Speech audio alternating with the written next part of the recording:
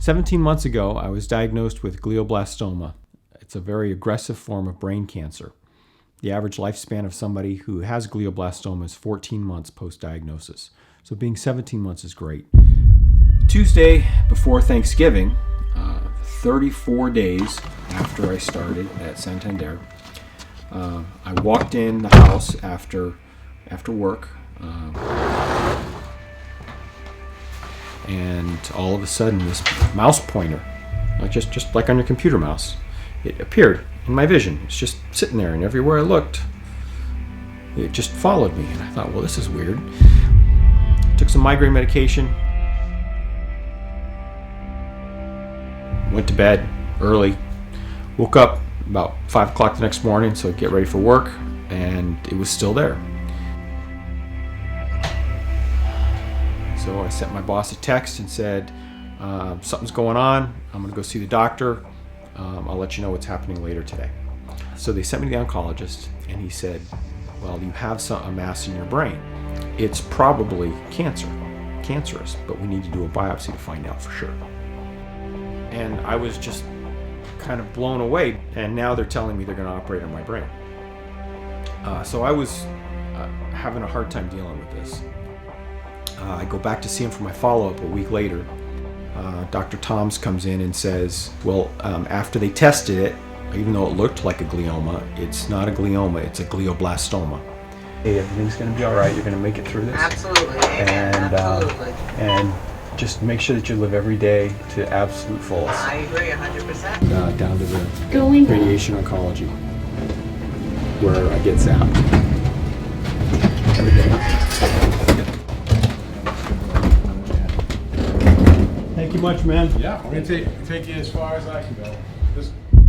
Will you help me make this movie and build this app? And first is for my kids. I wanted this to be an inheritance for them.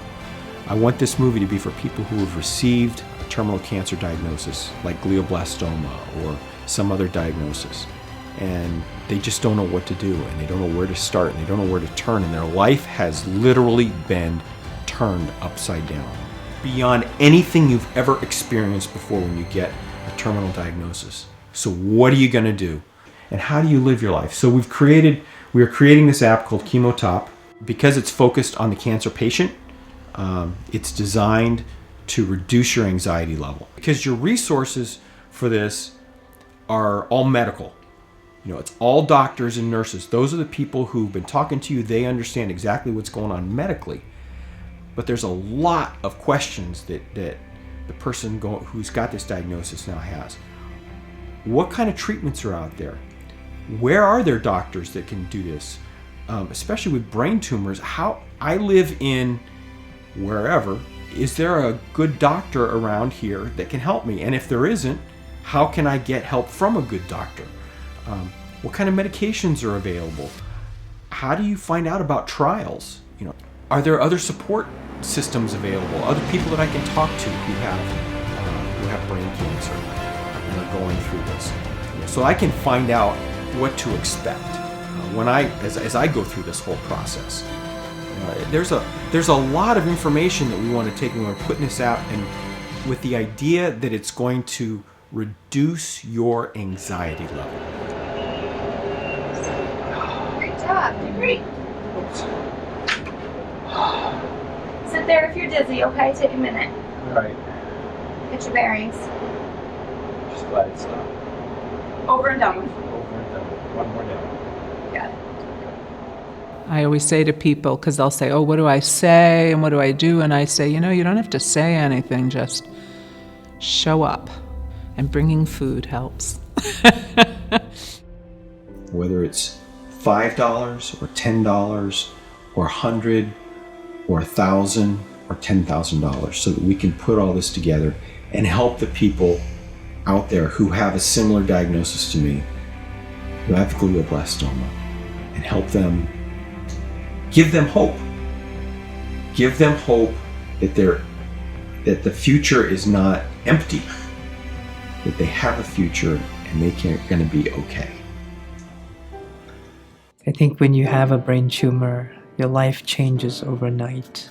Having Paul as someone who can talk about his experience and sharing it with people would really help. I mean, he's such an inspiration. There really is some progress. I think, you know, there's a tremendous lack of awareness about brain tumors, but I think more importantly, it gives people hope, and hope is such an important part of the process.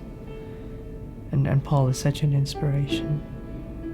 Because there's so many people out there that have deadly diseases that are terminal, and they're afraid, or they're just getting a diagnosis that they have a terminal disease and they don't know what to do. And I'm exhausted, from my radiation treatment. But I'm so excited about the opportunity to put something like this together, have a project that I can do and that's going to have an impact on other people and help other people. It's just so exciting.